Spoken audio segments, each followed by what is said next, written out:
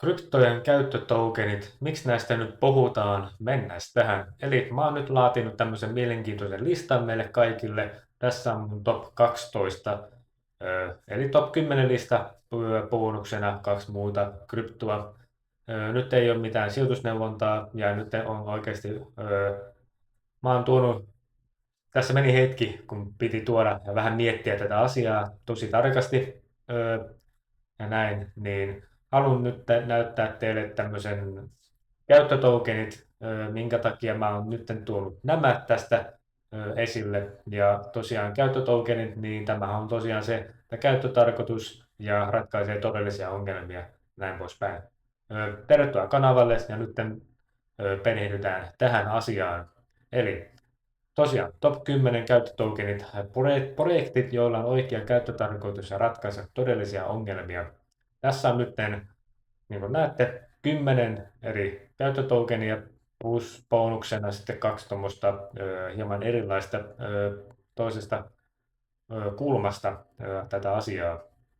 Elikkäs, voin tässä nyt sitten lausua nämä ja kertoa vähän, niin kuin, lopuksi kertoa, että miksi mä oon näihin päätynyt, niin näin. Eli ensimmäisenä on totta kai XRP-fani.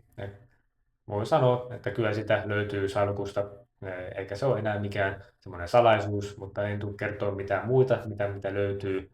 Ne sitten saa rauhassa arvailla, mutta en tule kyllä kertoa. Mutta tässä on tosiaan nyt näin. Eli XRP, niin kuin me tiedämme, maksut ja likviditeetti, nopeat edulliset kansainväliset maksut ja pankkien välisen likviditeetti, XLM, maksut ja rahoituspalvelut. Tuossa on rahopalvelu, anteeksi siitä. Joo. Mahdollistaa halvat ja nopeat maksut sekä rahoituspalvelut kehittyville markkinoille. Sitten XDC, yritysrahoitus, Trade Finance, kehitetty yrityksille, instituutioille ratkaisu kaupan rahoitukseen ja sopimuksiin. XDC myös liittyy tokenisointiin sitten, kun se lähtee kunnolla käyntiin. Se on kyllä, siellä on jo tokenisointia on jo ihan mukavasti päällä, mutta ei vielä millään isolla volyymilla. Ja sitten seuraavaksi on nelosena Quant. Yhteen toimivuus mahdollistaa eri lohkoketjujen ja järjestelmien välisen turvallisen yhteyden. Chainlink vitosena data ja orakkelit tuo luotettavan ulkoisen datan älysopimuksiin DeFi ja Web3 selkäranka. Flare data täydentävät ratkaisut. Mahdollistaa datan, muun muassa hintadatan, käytön lohkoketjuissa, jotka eivät sitä oletuksena tue. Ondo, tokenisaatio ja reaalimaailman varat yhdistää perinteiset rahoitusmarkkinat lohkoketjutokenisoitujen omaisuuserien avulla. Sitten on Ethereum, älysopimukset ja sovellusalusta johtava lohkoketju älysopimukselle ja kaikille muillekin sovelluksille. 8spar, nopeat skaalautuvat ratkaisut, erittäin nopea, turvallinen, energia- ja tehokas verkkoyritys- ja kuluttajasovelluksille. Tron, maksut ja sisällön jakaminen, suosittu verkko stablecoinin siirroille ja hajautetulle sisällön jakamiselle. Eikö ole aika mielenkiintoisia, miksi mä oon ottanut justiin nämä kryptot tästä, ja mitä te tekisitte toisin? Olisiko teillä jotkut eri top 10 semmoinen käyttötokenin lista? Tästä toki tulisi aika huomattavasti isompikin lista, mutta haluan pysyä niin semmoisena ehkä hieman tiivistettynä tämä paketti. Siellä on tosi paljon siellä kryptomaailmassa muitakin käyttötokeneita, mutta nämä on tämmöisiä, mitkä niin kuin omasta mielestäni jo nykyään ratkoo näitä ongelmia ja on jo kovaakin käyttöä. Sitten bonuksena mennään tuonne tekoälypuolelle. Pittensor, TAO, AI-hajoitettu tekoälyverkko, hajautettu koneoppimisen verkko, jossa tekoälymallit kilpailevat ja tuottavat arvoa. Ja sitten viimeisenä Render, GPU, renderointi ja laskentateho, hajautettu verkko, joka tarjoaa GPU-tehoa 3D-renderointiin, tekoälyn ja visualisointiin. Tässä on nyt tämä se, minkä mä oon laatinut. Tässä meni hetki tosiaan tästä. Jos olisin voinut, niin mä olisin tuonut vielä muutama muukin krypton kyllä itse asiassa tähän, mutta nyt piti vähän silleen, että en tuonut niitä, koska mun mielestä tämä on aika omasta mielestäni hyvä lista ja kauhean kiva. Ja tosiaan nyt ei ole mitään sijoitusneuvontaa. Ja jos tosiaan niin kuin, jos on semmoisia henkilöitä, niin kuin, että ei vaan kerkeä tai millään jaksaa, kun niitä on ihan oikeasti siis aivan mieletön määräisiä niitä kryptoja, on niitä käyttötoukeneita ja on niitä meemejä ja lottokuponkeja ja kaikkea muuta vaan mahdollista, niin mun mielestä tossa on tommonen lista, mitä kannattaa käydä ihmeessä niin kuin tutkimaan noita kryptoja. Tuossa on mun mielestä semmoinen lista, niin kuin mikä voisi olla tulevaisuudessa aika kovakin. Ei nyt, muistetaan, ei sijoitusneuvontaa, mutta tämä on niin kuin mun henkilökohtainen mielipide. Ja tosiaan näistä jotkut voi olla kyllä aika kovia, kyllä, niin kuin pitkälle tulevaisuuteen. Mitä mieltä olette? Onko teillä jotain tähän, että oletteko te samalla kannalla tässä, että top 12 lista, vaikka tuosta nyt top 10, mutta bonuksena kaksi noin tekoälymallit, mutta joo, top 10 listat tuohon, että onko nämä, muuttaisitteko ne mitään, toisitteko te jotain eri tavalla, vai onko tämä hyvä paketti, tämmöinen tiivistetty paketti noista kryptoista? Ensinnäkin en halua tuoda nyt Bitcoinia, koska sitä kuulee nyt ihan kaikkialta. Ja sitten on Solana, on myös ollut yksi, mitä tuossa olin miettinyt. Ja sitten toi Algorand on myös yksi, mitä mietin. Mutta mä nyt jätin ne pois ihan jostain tietystä syystä, mutta ei nyt mene siitä sen enempää. Mutta tässä on tämä mun lista. Näin. Mitä mieltä olette tästä? Hyvin mielenkiintoinen. Olen kyllä itse asiassa ihan ylpeä tästä listasta, minkä mä oon tehnyt. Näin. Mutta jatketaan eteenpäin. On kyllä paljon mielenkiintoisia muitakin uutisia itse asiassa tullut. Lyhyesti Schwartz sanoi, ettei Ripplen 1700 salassapitosopimus ole piilotettuja suuria salaisia XRP-käyttöönotto-uutisia. Siinä ilmekin kertoo ja kaiken. niin. Joo. Lyhyesti vaan sanottuna mä tuon keskeiset kohdat. Eli hän kehottaa sijoittajia keskittymään näkymään Ripplen edistymiseen salaliittoteorioiden perustavien hintaodotusten sijaan. Schwartz hylkää väitteet piilotetusta hallituksesta tai monivuotisesta XRP-katalyyteistä perustettomina spekulaatioina. Eli mä luin nämä tästä ensin tämän ja sitten tämän.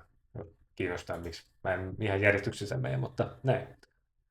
Siis lyhyesti sanottu, että tämä uutinen löytyy tuolta thecryptobasic.com. Tämä uutinen lyhyesti sanottuna, niin mitä tässä puhutaan, eli tuo 1700, kun siellä on ne sopimukset, niin miksei hinta ole jotenkin korkeammalla, niin siihen on muutama muu syy, mitä mä itse epäilen, ja tosiaan toi 1700, niin se on ihan, miksi ne on piilotettu, niin se on semmoinen normaali käytäntö monissakin firmoissa ylipäätänsä, niin että jotkut ei vaan halua tuoda niin kuin nimeä ilmiö tällä, että on tehnyt jotain sopimusta, niin se on ihan normaalia ja näin.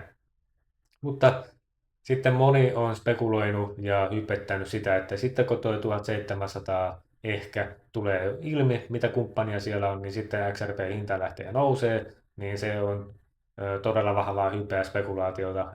En usko itse siihen niin kuin lainkaan, että oiko ne salassa tai sitten tulee julkisuuteen, niin ei oikeasti. Ja sitten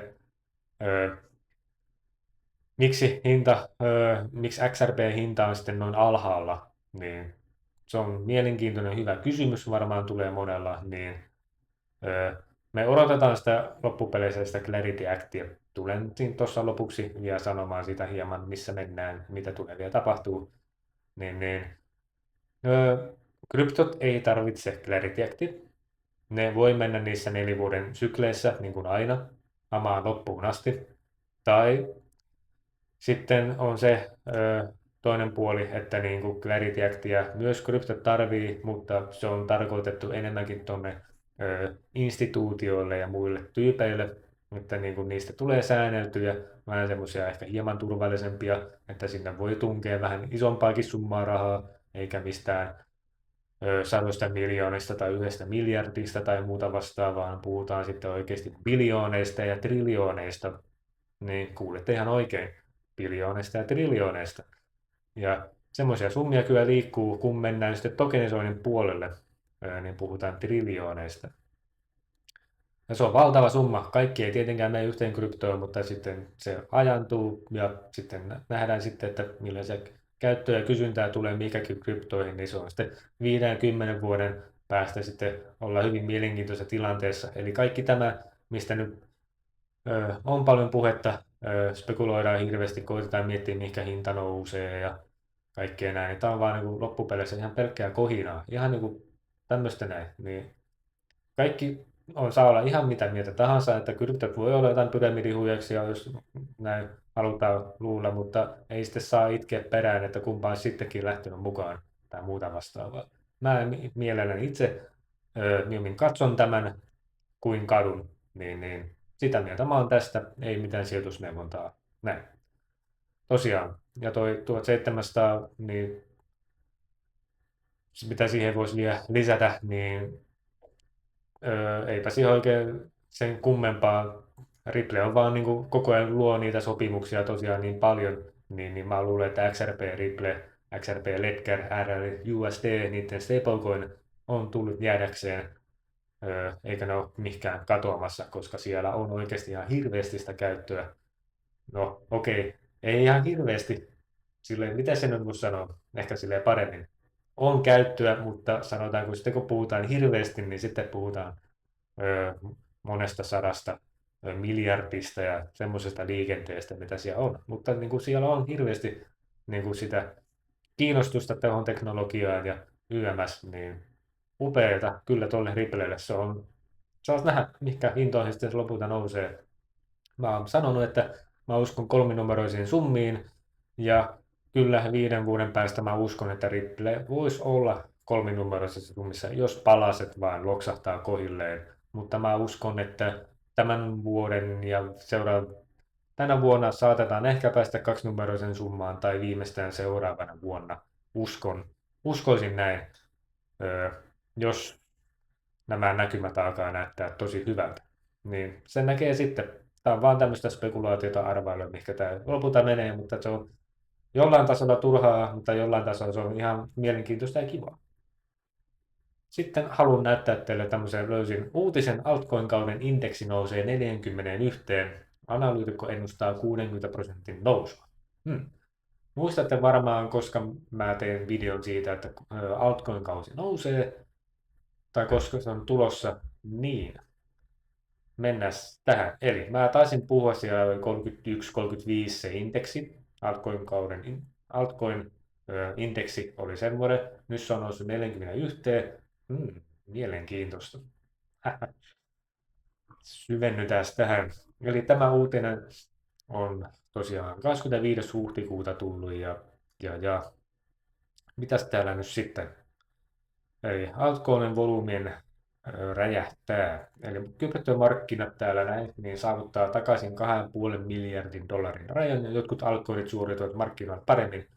Ja Bitcoin lähestyy 80 000 dollarin rajaa, mikä viittaa positiiviseen mielenmuutokseen kryptomarkkinoilla.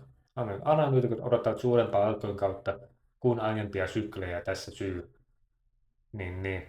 Täällä altcoin-volyymi aiemmilla sykleillä aiemmin tasolla ja CEXn volyymisuhde, eli ei Bitcoinin suhteessa Bitcoihin, pois lukien stablecoinit on 7, kun vuosina 19 ja 21 oli 4. No okei, mä en ymmärrä, mutta joo, ihan sama. Jotkut saattaa ymmärtää. Altcoin volyymin kasvutrendi kuukausittain vuoden aikana on noussut yli 5 rajan, mikä viittaisi siihen, että tämä kausi voi olla paljon vahvempi kuin edellinen sykli. Kuin kaupankäyntivolyymi on korkean vaihteluvälin alareunassa on merkki nousumomentin muodostumisesta. Täällä on tämmöistä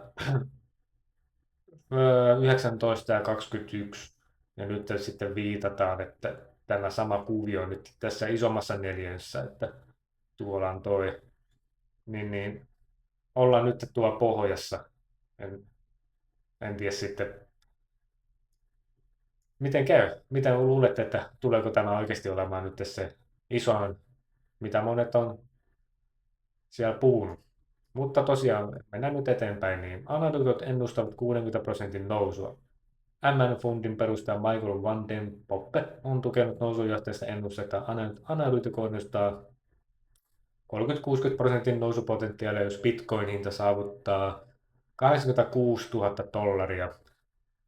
Tämä johtuu siitä, että likviditeetti siirtyisi muun muassa tekoälyn, meemien ja DeFin kaltaisiin kategorioihin.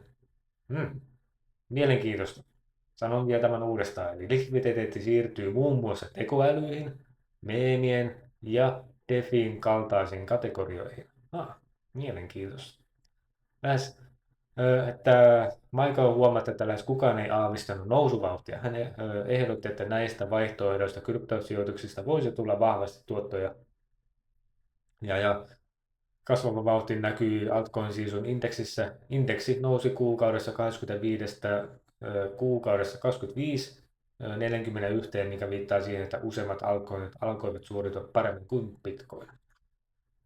Näin. Ja onko altcoin-kausi tulossa, niin täällä on tämmöistä pientä ennustettu, että miten tässä tulee käymään. Eli altcoin market cap, eli tässä näin, niin confirmed breakout, eli on vahvistettu joku, että tästä nyt alkaisi sitten pikkuhiljaa se nousujohteinen, mikä on hyvin mielenkiintoista. Ottakaa, mä nopeasti kaatan tuosta, ei tuossa ole mitään. Ei. Niin, tää on aika mielenkiintoinen, eli ollaan nyt pyöritty tässä. Mitäs tuolla nyt on? Okei, joo. Joo, eli kesällä ja syksyllä voisi olla se hetki, jos se niin kuin, mitäs täällä nyt oli mainittu, että kuukaudessa 25 ja nyt se on 41. Eli jos se kuukaudessa nousee, kun mä sanoin, että 75 pitää olla altcoin-indeksi, jotta se altcoin-kausi alkaa, niin se olisi 75 pitäisi olla se indeksi, niin nyt ollaan jo melko lähellä, enää puolet on jäljellä, niin jos tuosta nyt ruvetaan sitten, että joka kuukausi nousee sen parikymmentä pinnaa, niin se on sitten kesä-heinäkuussa alkaa salkkoin kausi, niin katsotaan miten käy. Jos mennään tälleen niin tuommoisella odotuksella. Näin, mitä mielenkiintoinen kyllä tämä. Sitten haluan näyttää teille nopeasti tämän RVL, eli tokenisoitu puoli, niin täällä on kanto. Tästä on myös muuta kysytty, että tekisin tästä semmoisen videon mielipide, mitä mieltä mä oon tästä. Voin kyllä tehdä jossain kohtaa. Ja sitten haluan vaan mainita, koska täällä XRP Ledger on itse asiassa noussut hieman ylöspäin, se oli 7-8 tienoilla, niin nyt se on noussut parilla pykälää ylöspäin, koska siellä oli yksi semmoinen, mikä toi huomattavasti rahaa sinne XRP Ledgerin puolelle, se on 1,7 miljardia, taas alkaa kulkea siellä. Yksittäinen firma, mikä tunki rahaa ja alkoi käyttää sitä, niin ja todensi, että se on oikeasti tosi hyvä se XRP Ledger, niin näin. Ja tosiaan on edelleen kysytty sitäkin, että onko Kanton XRP, niin onko Kanton se krypto, joka niin kuin vähän XRPn kanssa kilpailee, ja onko se niin kuin uhka XRPlle, niin mä sanon, että ei oikeasti ole uhka eikä mikään, vaan että niin kuin, no on käänteinen, eli Kanton on semmoinen yksityisyyteen menevä krypto, eli pitää rahat visusti piilossa, että siellä niin kuin saa rauhassa pyörittää niitä suuria summia rahoja, ettei ole niin kuin silleen julkisesti, mutta jos vaikka joku viranomainen haluaa tietää, millaisista summista siellä puhutaan, niin sitten niitä on kyllä pakko näyttää heille näin, mutta näin. Ja tosiaan toi XRP Ledger on sitten käänteinen tässä, eli se on julkinen, eli se niin kuin sitten näyttää, että paljonko siellä rahaa sitten oikeasti liikkuu. Niin halusin tuoda nyt tätä, että Crypto XRP Ledger on nyt noussut top 5 sijalle tuota 7 tienolta. Näin.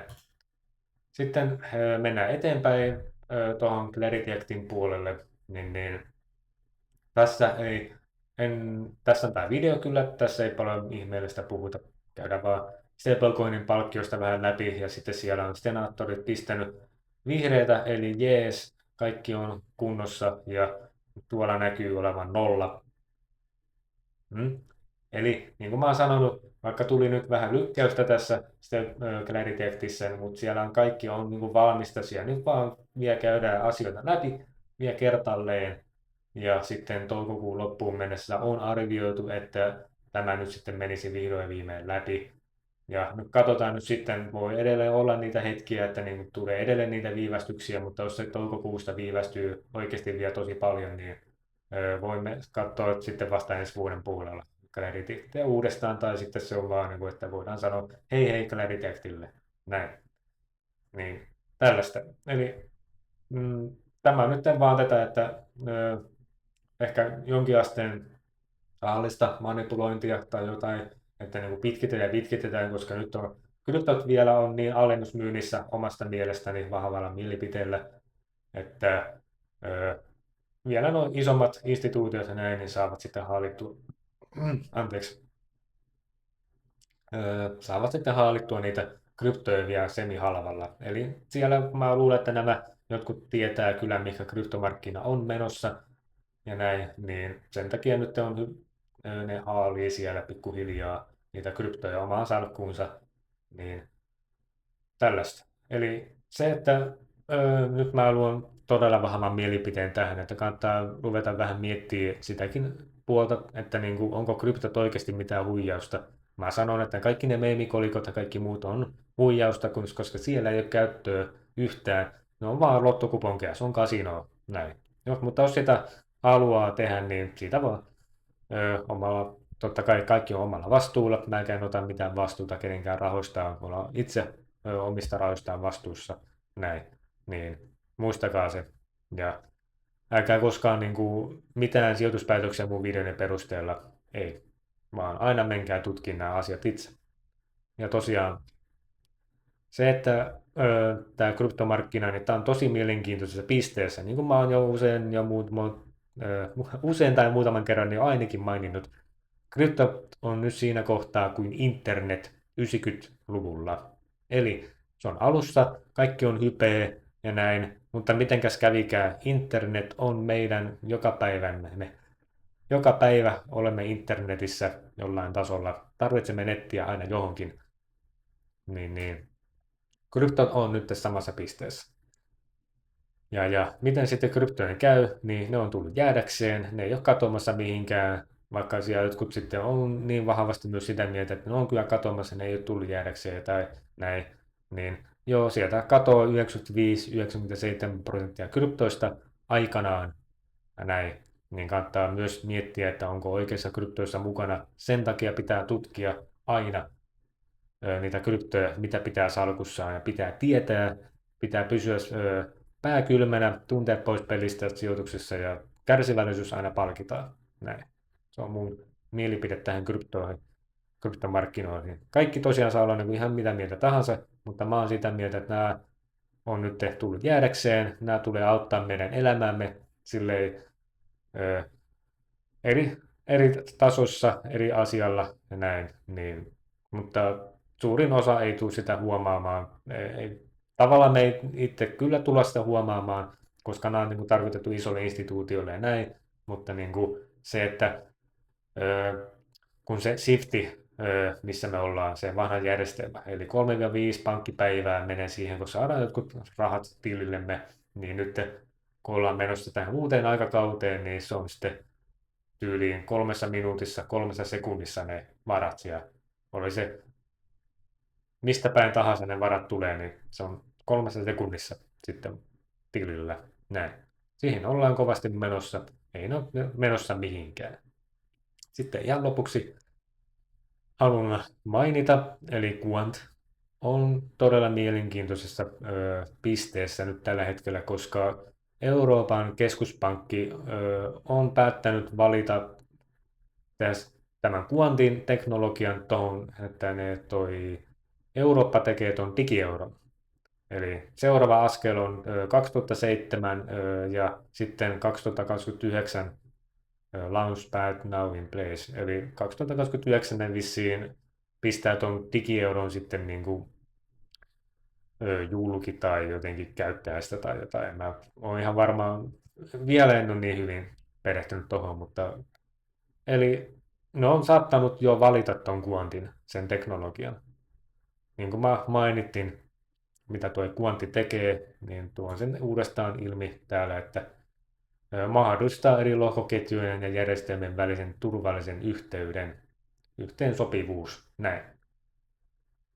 Sitä mieltä, eli tämä on tosi iso juttu Quantille. Miksei se, täällä on kysytty, että miksei sitä Quant-hinta lähde millään nousuun, niin tämä on sitä, että vaikka tuleekin hyviä uutisia, ne ei heti lähde nousuun, vaan siinä menee kuukausia, siinä menee jonkin aikaa, kun se hinta vaan sieltä räjähtää sitten käsiin. Quanttia, sen kannattaa oikeasti tutkia, se on hyvin mielenkiintoinen. Hyvin vähän on Quantin tokeneita ylipäätänsä enää tarjolla, niin ei siihen tarvita kuin todella vahva kysyntä, niin sen hinnan on logiikan mukaan pakko räjähtää käsiin. Sen semmoista. Näin.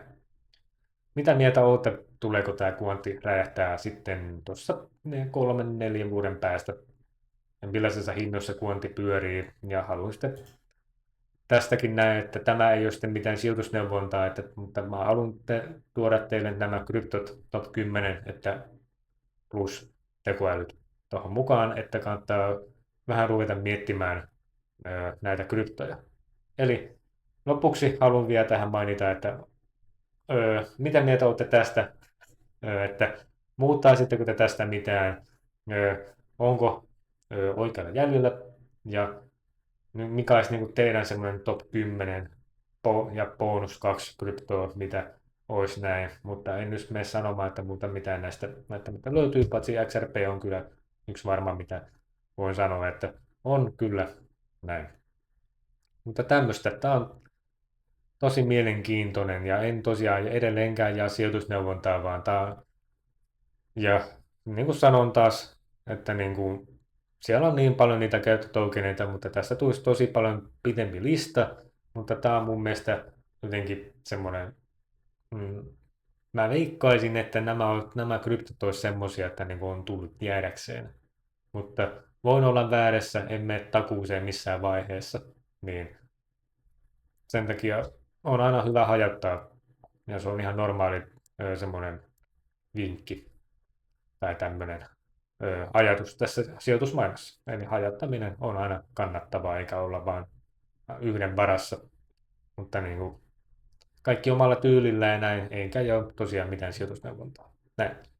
Ja tosiaan haluan edelleen myös senkin muistuttaa, että kryptot ei ole katoamassa mihinkään. Mä uskon mieluummin näihin kryptoihin. Tämä on todella mielenkiintoinen maailma itse asiassa. Ja kun näitä kun tutkii, niin koko ajan tulee uutisia.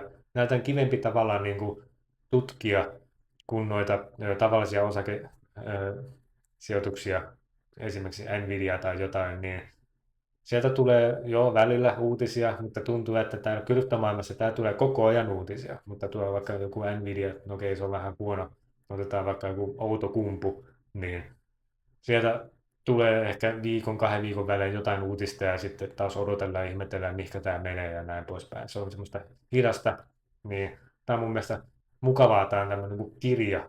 Koko ajan tulee jotain meheviä juonenkäänteitä suuntaan tai toiseen, niin hyvin mielenkiintoinen maailma tämä krypto. Mä tykkään ainakin itse tästä. Ja tosiaan kryptot on riskisijoitus, niin semmoinen muistutus kaikille, että vain sen verran, mitä niin kuin valmis häviämään. Ja tosiaan en mene takuuseen, että näistä mikään olisi semmoisia supervarmoja. Kryptomaailma ei ole mikään semmoinen varma paikka, kaikki on riskiä.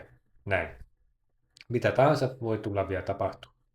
Ja sen näkee sitten pidemmällä aikavälillä. Ja pidemmällä aikavälillä mä muutenkin pidän tätä mun strategiaani, että sinne 1-5 vuotta tietyt kryptot, niin jotkut on vähän pidempään, jotkut on vähän vähemmän, mutta sen näkee sitten näin. Mutta joo, mitä mieltä olette tästä listasta? Olisi kyllä hauska nähdä teidänkin kommentteja ja mielipiteitä tästä aiheesta. Ja tosiaan nyt vielä lopuksi se, että mä en jää sijoitusneuvontaa, älkää koskaan tehkö sijoituspäätöksiä mun videoni perusteella. Älkää kenenkään muunkaan videon perusteella, ei missään nimessä. Ja tosiaan muistakaa feikkitilejä, on TikTokin puolella tullut ainakin tosi paljon niitä, että joku feikkitiedon yhteyksissä yksityisviestillä, niin olkaa varovaisia. Mä en koskaan ole ensimmäisenä teihin yhteyksissä. Ei, en tee sellaista. Jos muuhun on yksityisviestillä haluaa ottaa yhteyttä, niin mä sitten vastaan huomattavasti myöhemmin tai muuta vastaavaa. Huomaatte sitten, kun mä siellä oikea ihminen on, eikä mikään feikkitili ja tällaista. En jaa mitään semmoista, että nyt saat 90% voittoa tai mitään alustoja. Semmoisia mulla ei ole, eikä mitään. Se on niin ihan feikkiä. Mä uskon ja luotan teihin, että te huomaatte kyllä nämä asiat. Näin. Ja tosiaan, mitäs muuta, niin kiitos kun olette tykännyt ja kommentoinut mun videoihin. Aivan mahtavaa meininkiä, ihan oikeasti. Kiitoksia teille paljon ja kiitos kun jaatte myös omiakin näkemyksiä näihin asioihin. Niin kiva päästä taas näkemään, lukemaan teidän noita mieltymyksiä. Näin. Ja sen pitemmittä puhetta, niin nähdään siellä seuraavalla videolla. Moro!